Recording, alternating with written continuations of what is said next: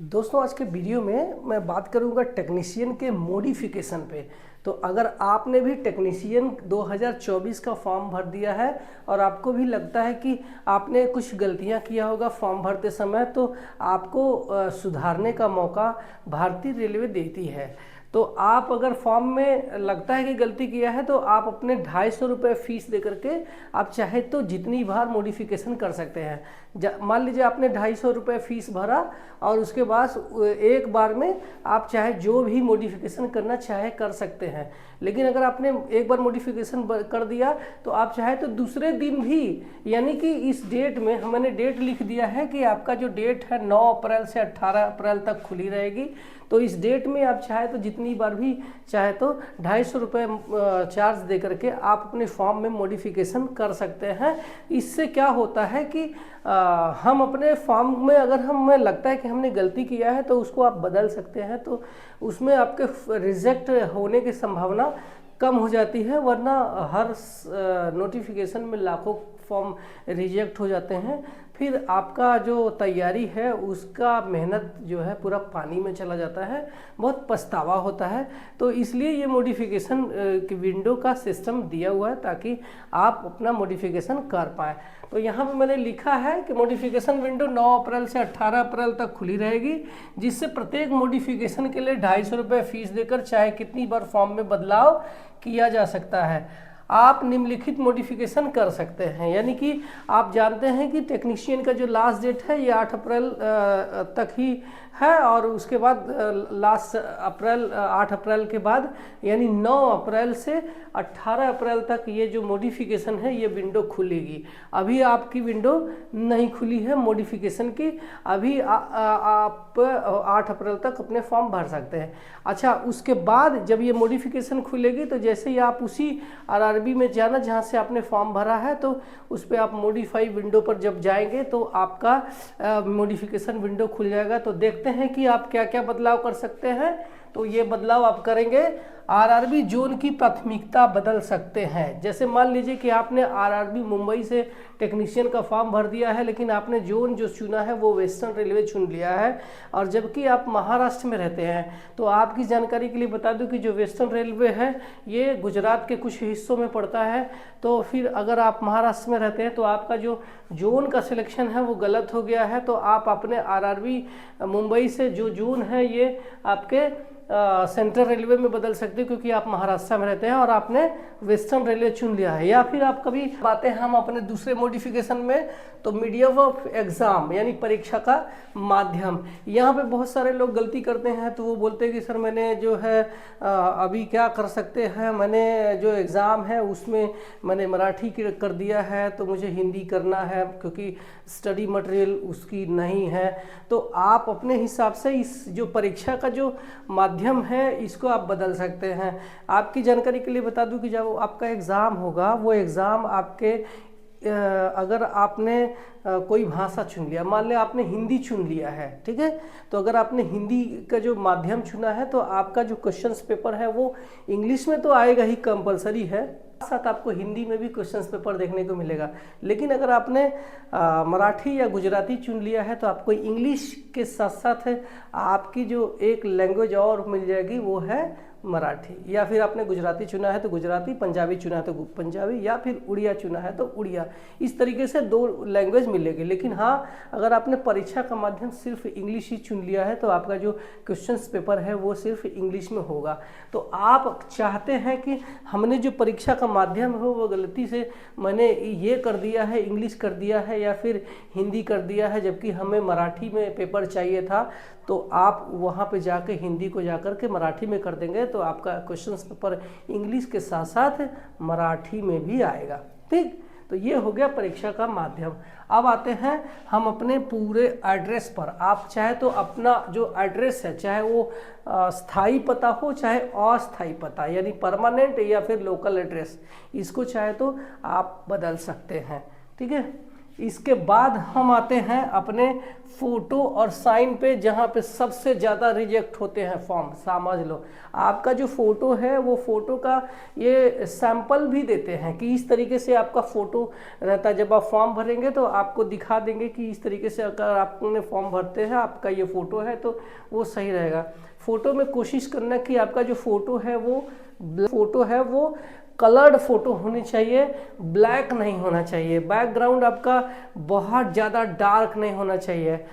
अगर आपने light blue भी किया हुआ है तो चलेगा, ब्लैक या ज़्यादा डार्क रेड वगैरह कलर बैकग्राउंड में मत डालो, वो सही नहीं है। आपका फ़ोटो सही होना चाहिए।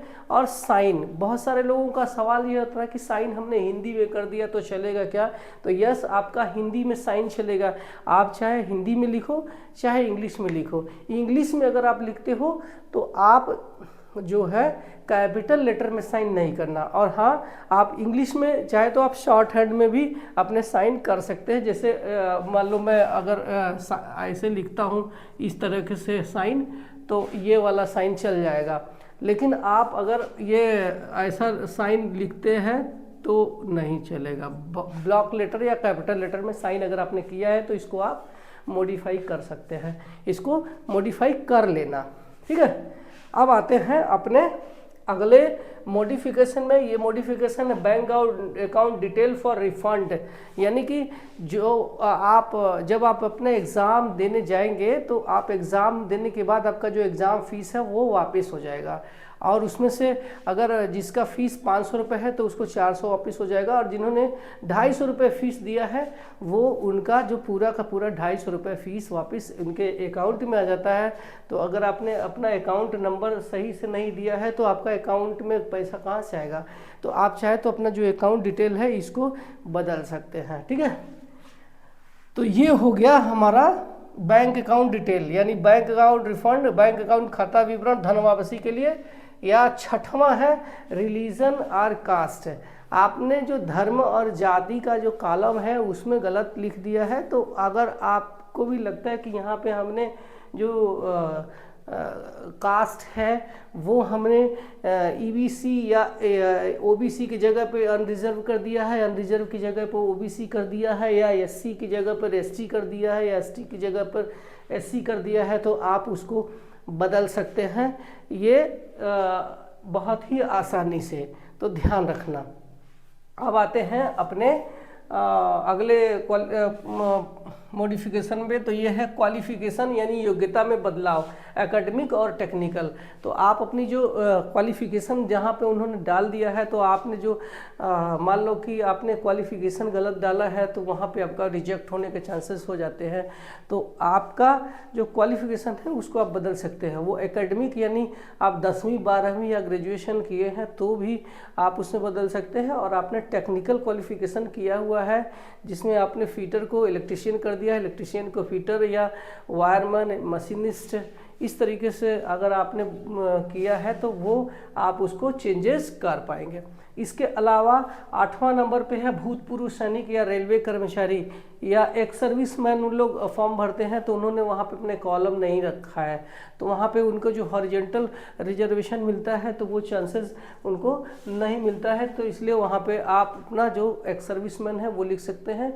आप अगर रेलवे कर्मचारी हैं या पब्लिक सेक्टर यूनिट में चाहे स्टेट गवर्नमेंट में, तो आप उसका भी मॉडिफिकेशन करके आप अपना उसमें कर पाएंगे, ठीक है।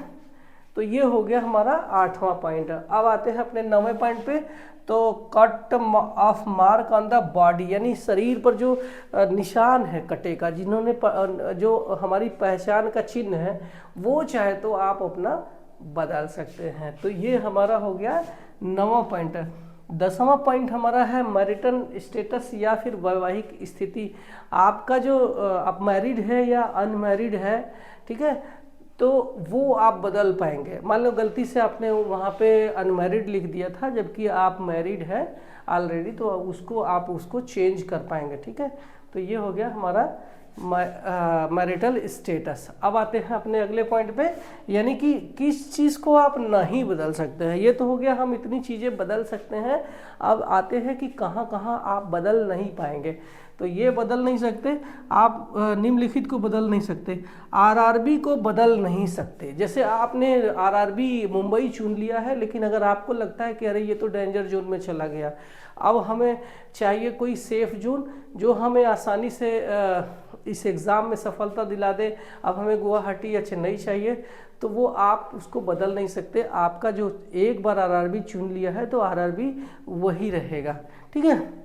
तो ये हो गया हमारा पहला पॉइंट, निम्नलिखित में से नहीं बदल सकते, तो आरआरबी नहीं बदल सकते। दूसरा है ईमेल और मोबाइल नंबर नहीं बदल सकते। यानी आपने जो ईमेल रेलवे को दिया है, आपने जो मोबाइल नंबर दिया है, आपने जो अकाउंट क्रिएट किया हुआ है, उस अकाउंट को में से कोई बदलाव नहीं कर सकते, आपका वही का वही रहेगा, ठीक।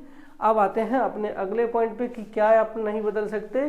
तो यानी अपना नाम और पिताजी का नाम आप नहीं बदल सकते। जो आपने अपना नाम डाल दिया है वो आपका वही रहेगा, उसमें आप बदलाव नहीं कर सकते हैं। और थोड़े बहुत अगर स्पेलिंग मिस्टेक है तो उसको टेंशन लेने की ज़रूरत नहीं है, ये चलता है डॉक्यूमेंट वेरिफिकेशन में। हमारे जैसे ही एक रेलवे कर्मचारी आपका पेपर चेक करता है और वो इतना मतलब ये रहता है, एजुकेटेड रहता है कि वो कंसीडर कर लेता है कि हाँ ये वही आदमी है जिसने फॉर्म भरा है। स्पेलिंग मिस्टेक चल जाता है, ठीक है। तो ये है हमारा नाम और पिता का नाम नहीं बदल सकते। अब हम आते हैं अगले, यानी डेट ऑफ बर्थ या जन्म तिथि। आपकी जो डेट ऑफ बर्थ है ये नहीं बदल सकते, आपने जो फॉर्म भर दिया है उसी में से होगा। और यही डेट ऑफ बर्थ हमें जो कट ऑफ मार्क है, मेरिट है, उसमें डिसाइड करने में ये बहुत महत्वपूर्ण भूमिका निभाता है कि किसको ऊपर रखना है, किसको नहीं नीचे रखना है। जो सेम मार्क अगर दो कैंडिडेट करते हैं तो जो अधिक उम्र वाला कैंडिडेट है उसको मेरिट में ऊपर जगह दी जाती है, और जो कम डेट ऑफ बर्थ यानी कम उम्र वाला है उसको नीचे रखी जाती है। तो ये डेट ऑफ बर्थ आप नहीं बदल सकते हैं, ठीक है। तो ये हो गया हमारा चौथा पॉइंट। अब हम आते हैं अपने अगले पॉइंट पे, तो ये है लिंग, जेंडर या सेक्स। इसको आप नहीं बदल सकते। एक बार आपने मेल, फीमेल या ट्रांसजेंडर लिख दिया है तो आपका वही रहेगा। तो ये हमारा वीडियो था जो कि ये बताने के लिए था कि आपका अगर आपने कुछ गलती किया है तो आप इस गलती को सुधार सकते हैं। 9 अप्रैल से मॉडिफिकेशन विंडो खुलेगी जो कि 18 अप्रैल तक रहेगी। ये वीडियो आपको कैसा लगा मुझे ज़रूर बताना। और हाँ, अगर आपका भी कोई सवाल रह गया है, ठीक है, तो उस सवाल को आप कमेंट सेक्शन में डालना, मैं श्योर रिप्लाई करूँगा, ठीक है। और मैं अपने अगले वीडियो में मिलता हूँ। और आप मेरे चैनल पे पहली बार आए हैं तो सब्सक्राइब कर देना, ठीक है। Bye bye.